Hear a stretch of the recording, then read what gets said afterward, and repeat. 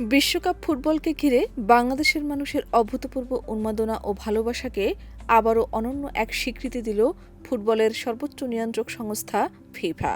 নিজেদের সামাজিক যোগাযোগ মাধ্যমে বাংলাদেশের ফুটবল প্রেমীদের ছবি পোস্ট করে সংস্থাটি লিখেছে, বাংলাদেশ শুধু বিশ্বকাপ দেখে না, বাংলাদেশ বিশ্বকাপে বাঁচে।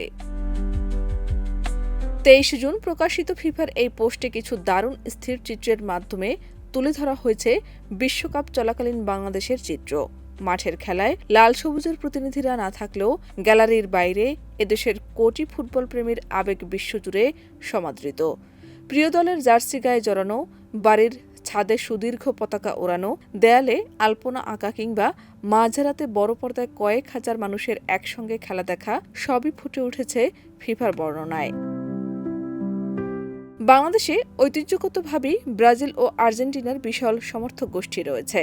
তবে সাম্প্রতিক বছরগুলোতে ফুটবল প্রেমীদের মধ্যে পর্তুগাল, জার্মানি, স্পেন ও ফ্রান্সের মতো দলগুলোর প্রতিও আগ্রহ ও সমর্থন বাড়তে দেখা গেছে।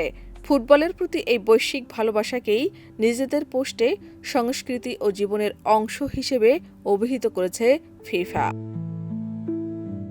বিশ্বের বিভিন্ন প্রান্তে বিশ্বকাপ চললেও দক্ষিণ এশিয়ার এই বাংলাদেশ ফুটবল জয়ের বরাবরই আন্তর্জাতিক গণমাধ্যমের নজর কেড়েছে।